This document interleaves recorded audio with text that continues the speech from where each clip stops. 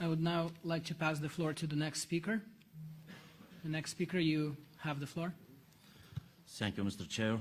Excellencies, ladies and gentlemen, I am Ahmad Shahidov, represent Azerbaijan Institute for Democracy and Human Rights. First of all, I do express my deepest thanks to ODIHR that every year holds such a magnificent international event. Having gathered in Warsaw every year, we discuss the processes taking place in the OSCE region, investigate the problems, and look for solutions. Our first session is dedicated to democracy and elections, and it again shows that OSCE attaches great importance to democracy.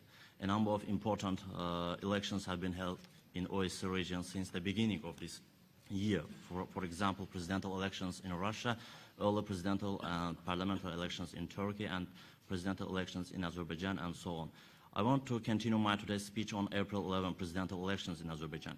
In fact, according to the constitution of Azerbaijan, presidential elections were to be held in October this year. However, the president of Azerbaijan made a decision to hold early elections using the authority granted to him by the constitution of the country. It's a complete normal decision and widely spread in world practice. In the presidential elections, 8 candidates competed, and current President Ilham Aliyev had 7 rivals. The peculiarity of these elections was that the candidate of the New Azerbaijan Party, Ilham Aliyev, won the other competitors with great advantage.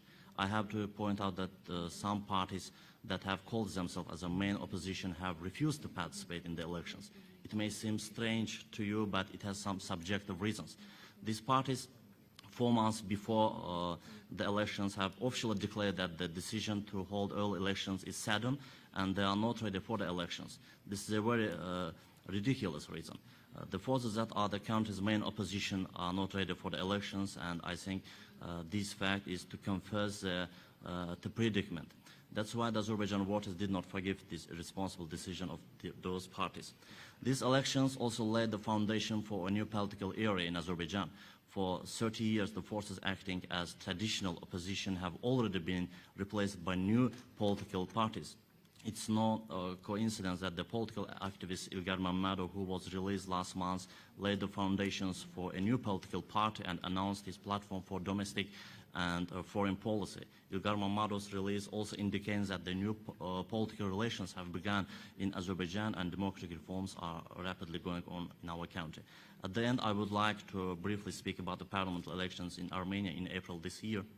As well, as a result of the parliamentary elections, the Sargsyan government has caused serious protests in Armenia, and the democratic revolution has taken place. Today, Sargsyan does not have power in Armenia. For decades, a regime that has drawn the Armenian people into an unnecessary war, infecting Armenia with corruption, has collapsed.